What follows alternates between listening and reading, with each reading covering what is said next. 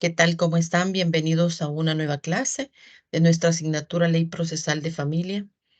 Es muy importante que todos recordemos que parte del conocimiento de esta asignatura no solamente lo compone la parte teórica, sino que además es muy importante la parte práctica. Esto no solamente porque conlleva un mejor aprendizaje y una mejor recepción de las competencias de la asignatura, sino que además pues, nos ayuda a un mejor desempeño en nuestra vida profesional.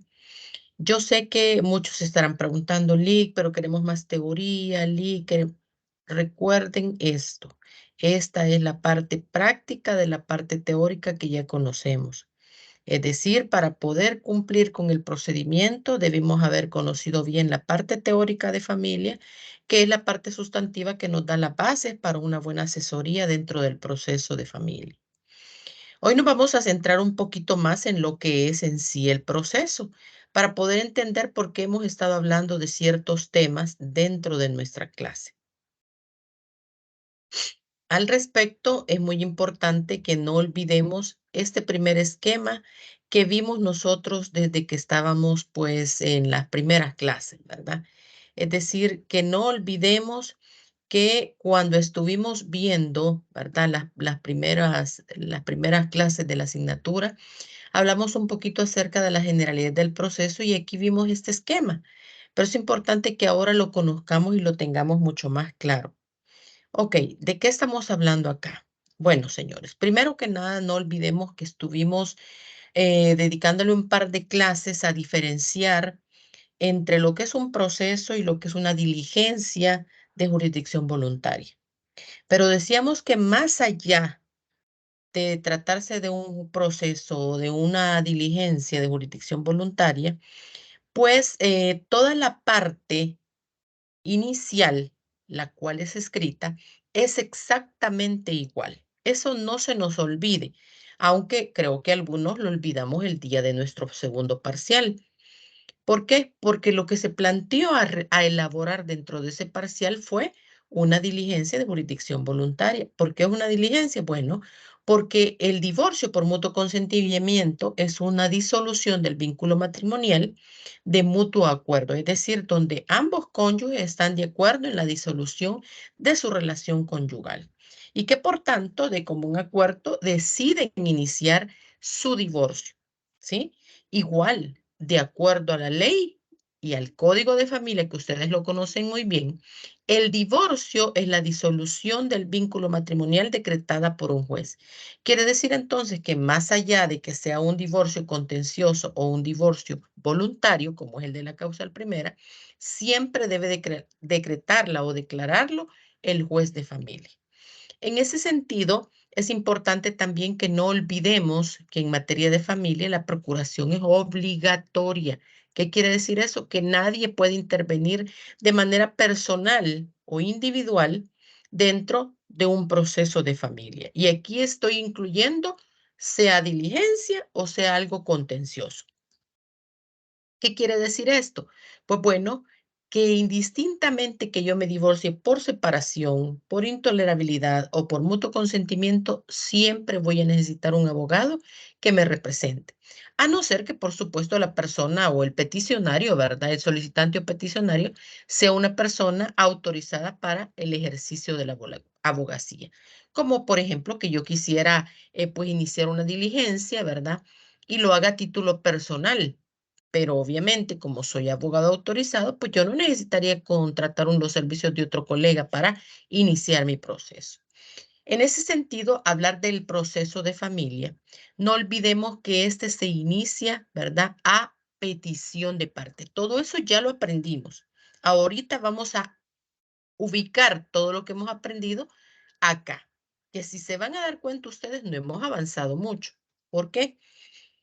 Porque, bueno, estamos claros entonces, uno, la procuración es obligatoria, sea algo contencioso o algo voluntario, siempre voy a necesitar el auxilio y la asesoría de un abogado que me represente. Número dos, el proceso o la diligencia se va a iniciar a petición de parte. Y ya estudiamos en clase cuáles son las únicas vías excepcionales por las cuales, ¿verdad?, el juez lo podría iniciar de manera oficiosa. Dicho esto, entonces estamos todos claros que el proceso se va a iniciar con una demanda, ¿verdad? El proceso se va a iniciar con una demanda. Ahora, licenciada, ¿y la jurisdicción voluntaria cómo la vamos a iniciar? Pues la jurisdicción voluntaria la vamos a iniciar, por supuesto que con una solicitud, ¿verdad? ¿Sí? Con una solicitud. Que si se fijan, ¿qué dice acá? Diligencias de jurisdicción voluntaria. Pero dice que la solicitud debe cumplir los requisitos del mismo artículo 42. Es decir, hasta que se dé el momento de la admisión, como aquí no hay demandado, pues no va a haber respuesta. Allá sí hay respuesta. Todo esto va a ser el mismo trámite, tanto para jurisdicción voluntaria como para un juicio contencioso. Ok, entonces regresémonos al proceso, que es el que como que más nos podría dar un poquito de trabajo. Sea una demanda o sea una solicitud, nuevamente aclaro, debe de cumplir los requisitos del artículo 42, que ya todos lo conocemos, ¿verdad? Ya todos hablamos del contenido de la demanda, ya hicieron una práctica, ya vimos ahí, analizamos cada uno de los ordinales del artículo 42. Muy bien. ¿Qué sucede cuando nosotros presentamos la demanda? Bueno, recuérdense que cuando yo solicito una demanda, o cuando presento, perdón, no es una solicitud, cuando yo inicio un proceso con una demanda, yo puedo perfectamente desde la demanda pedir medidas cautelares. ¿De qué estamos hablando ahí? De medidas de protección, de anotaciones preventivas de la demanda, ¿verdad? Cuando, por ejemplo, lo que yo quiero es evitar que se haga la transferencia del dominio de bienes del demandado, ¿verdad? Pues con la anotación preventiva de la demanda voy a evitar eso, porque todos los bienes que correspondan a propiedad del demandado, pues entonces el juez los va a anotar preventivamente, ¿sí? Entonces, todas esas medidas cautelares de las que habla del artículo 75 y siguientes de la Ley Procesal de Familia, yo las voy a pedir desde la demanda. Ahora bien, ¿qué sucede con la demanda? Bueno, señores, fíjense bien.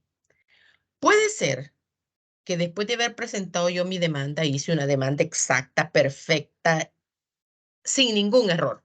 Muy bien. ¿Qué va a suceder entonces si mi demanda no tiene ningún error? Ah, bueno, inmediatamente el juez me va a admitir la demanda. ¿Por qué me la está admitiendo? Porque mi demanda cumple con todas las formalidades y con todos los requisitos exigidos por la ley, ¿verdad? Eso es perfecto, excelente, me encanta, ¿sí? Pero también puede darse que mi demanda, lastimosamente, no esté cumpliendo con todo eso. Y entonces el juez venga y me previene. ¿Se recuerdan? Esa práctica también ya la hicimos en clase.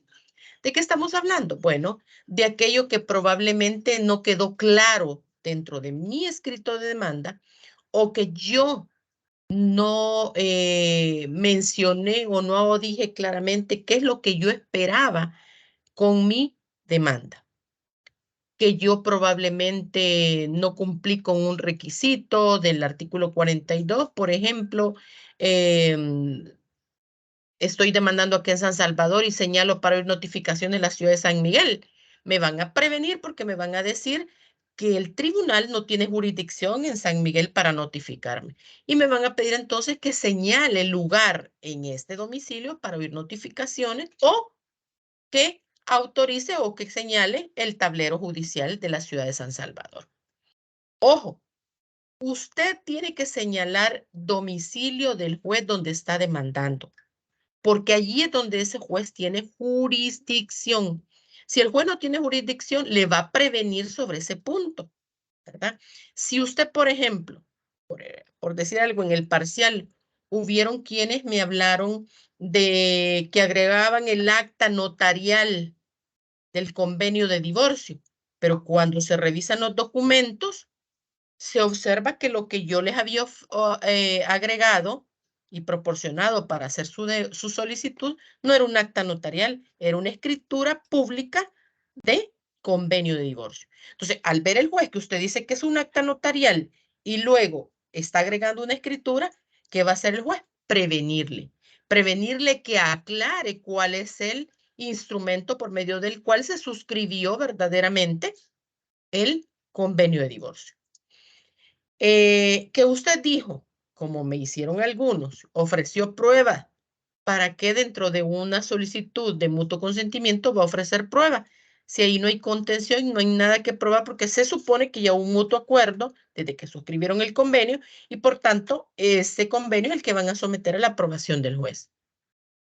Pero si se tratara de un proceso, de un juicio contencioso y usted ofrece prueba y dice que ofrece la partida de matrimonio, la partida de nacimiento del señor fulanito de tal, la partida de nacimiento de la señora fulana de tal, que ofrece la declaración jurada de ingresos y egresos, que ofrece la certificación de partida de nacimiento de los hijos, que ofrece certificación extractada o carencia de bienes, ¿verdad? A nombre del señor fulano de tal.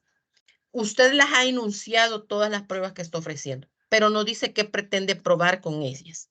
Entonces, el juez también ahí le puede prevenir y decirle, momento, ¿para qué me está presentando todo esto? ¿Qué pretende probar usted, por decirles algo, con la certificación extractada de X inmueble?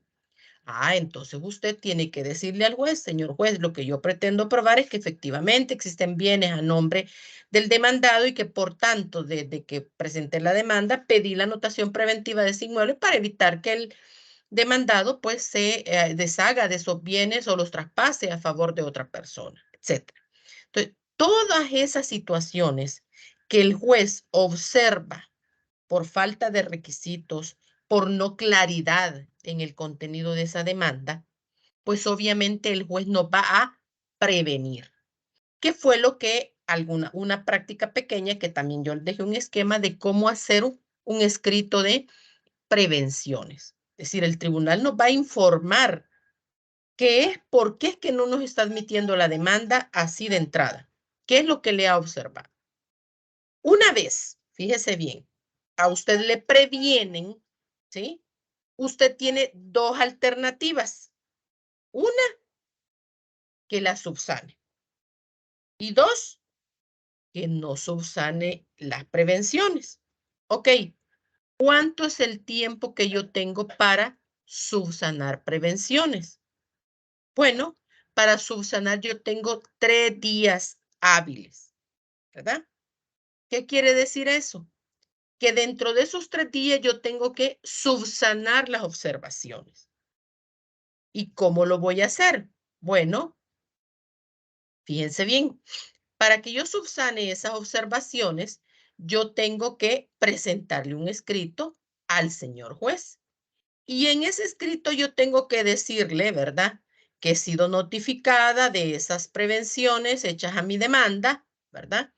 Y que, pues obviamente, yo vengo a subsanarlas, ¿sí?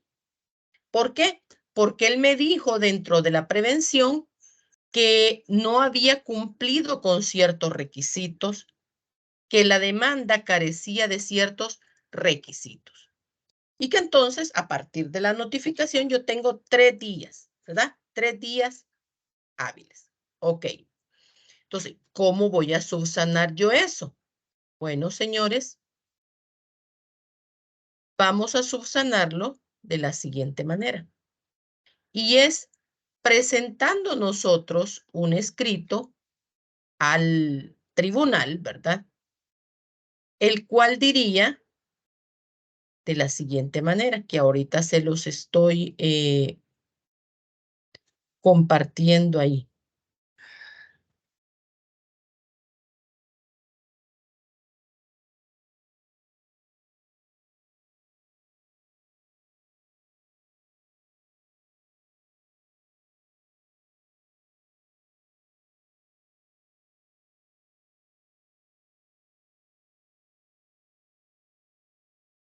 Veamos.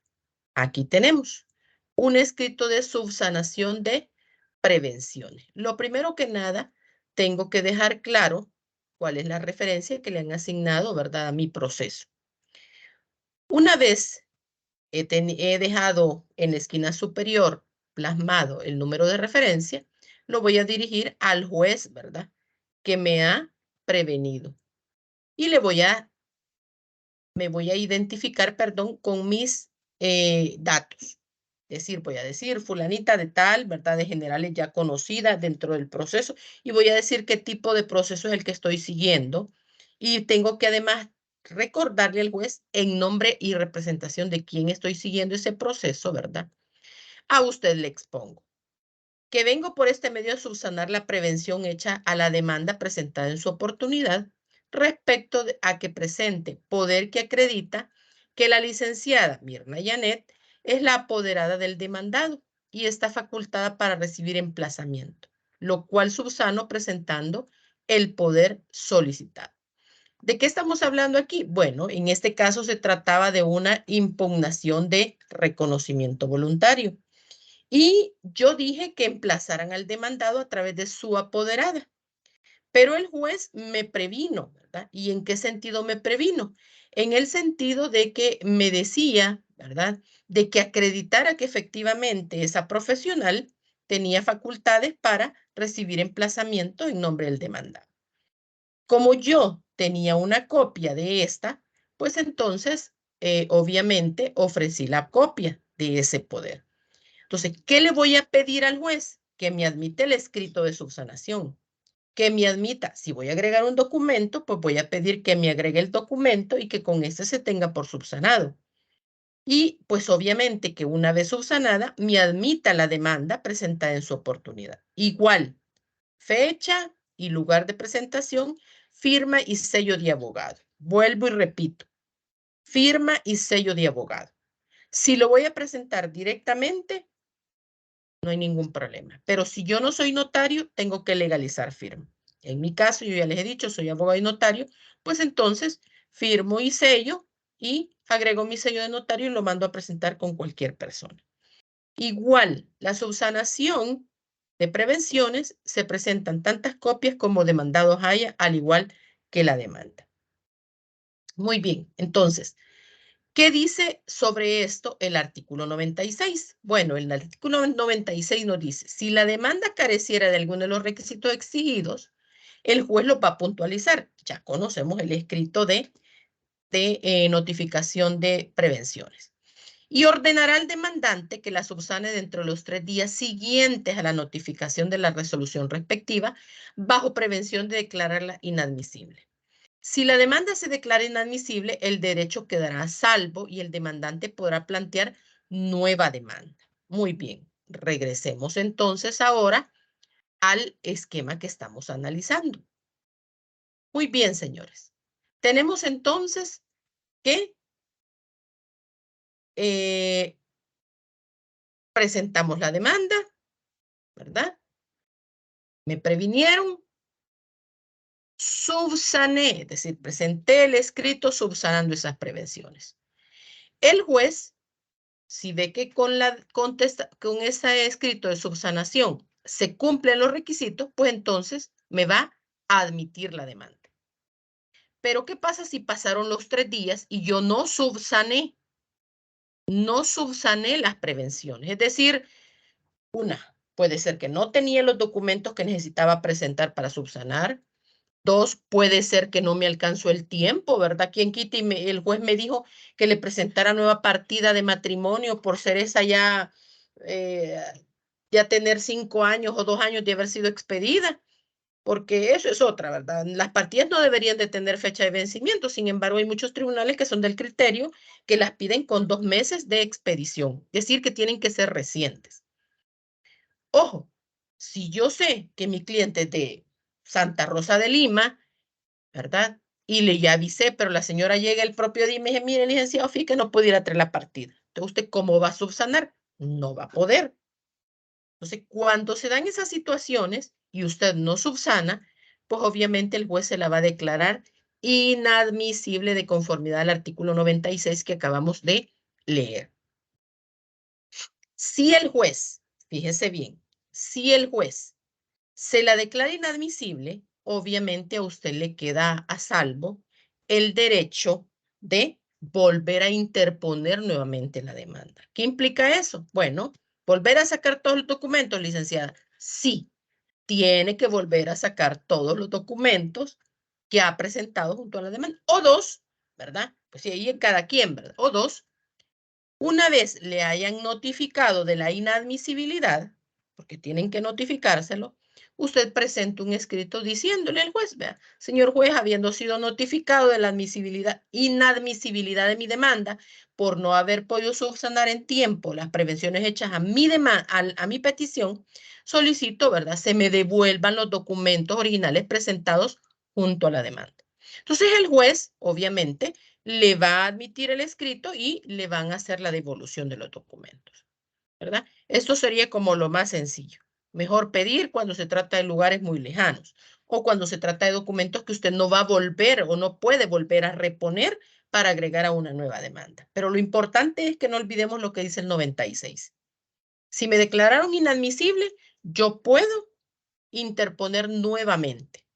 Y si interpongo nuevamente, pues volvemos al mismo. No cometer los errores que cometí en la demanda anterior. Es decir, si hubo requisitos que no cumplí, si hubo documentos que no agregué y que me los pidieron, pues antes de presentarla tendré ese cuidado de haber recopilado toda la documentación y la información necesaria e idónea para que mi demanda pues no vuelva a sufrir de prevenciones como las que tuve en esta primera oportunidad.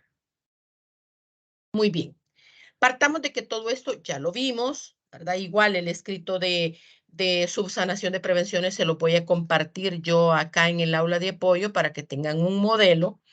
Y pues bueno, el de prevenciones ustedes ya lo tienen. Igual, ¿verdad? Ahí lo pueden volver a buscar para encontrarlo. Entonces, que estamos a este nivel, ¿verdad? Me admitieron la demanda. Les voy a compartir también un escrito de admisión. Ok. Me admitieron la demanda, ¿qué sigues?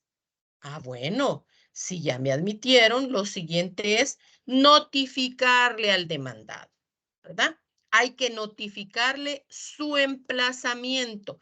¿Y para qué le voy a notificar el emplazamiento? Bueno, pues obviamente para que él conteste, ¿sí? Para que él conteste la demanda. Y cuando él contesta, vamos a tener en cuenta que pues pueden suceder varios supuestos. El primero, que se dé un allanamiento, es decir, que él esté de acuerdo en todo lo que diga la demanda. Ay, eso sería fabuloso, ¿verdad? Sería mega fantástico, porque usted ya no se complicó la vida. El otro vino, se allanó, entonces, mire, van a ir a la audiencia, pero únicamente que el juez dicte sentencia. ¿Por qué? Porque el otro vino y dijo que todo lo que usted había hecho en la demanda era cierto. Eso es allanamiento. Puede ser que conteste en sentido negativo, ¿sí? El allanamiento es en sentido positivo, pero puede ser que conteste también en sentido negativo. Y cuando conteste en sentido negativo pueden darse varios supuestos, es decir, que diga que no son ciertos o que se oponga a ciertas situaciones, ¿verdad? Que reconvenga, es decir, que lo contrademande, ¿verdad? ¿Sí? Porque a veces usted empieza siendo el demandante y termina siendo el demandado, y eso tiene que estar usted consciente que son riesgos que va a correr dentro de un proceso.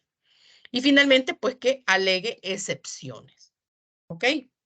Entonces, aquí estamos. A esta altura del proceso de familia estamos. En el siguiente video de clase voy a hablar acerca de la contestación y de todas esas probabilidades de respuesta, ¿verdad? Pero sí quería que nos ubicáramos cómo estamos dentro del proceso. Y muy importante, que lean los modelos que les voy a compartir en cuanto al tema de prevención, admisión, inadmisibilidad y notificación de emplazamiento, ¿verdad? Muy bien, chicos, espero que haya sido de provecho este video. Espero que no nos pase como los anteriores, ¿verdad? Que no sé qué le ha estado pasando a Teams y que tengamos pues la posibilidad de todos ver este video sin ningún problema, porque la idea es que cada material que les voy aportando o compartiendo, pues tenga una explicación, ¿verdad? Y que no sintamos que andamos perdidos solo para leerlo y qué dice, ¿verdad? O por qué esto o para qué es esto. Entonces, señores, por favor, veamos el video, leamos los materiales y yo les voy a compartir un segundo video en esta misma semana, así como la tarea que vamos a tener para desarrollar. No olviden que nos vamos la otra semana de vacaciones y que pues no podemos perder tiempo porque casi que viniendo y llegamos a exámenes nuevamente. Y pues como me imagino que ya lo saben, pues la tercera evaluación es bastante práctica. Así que, por favor, leamos todo el material y si hay que volver a oír el video, lo volvemos a escuchar. Un gusto, cuídense.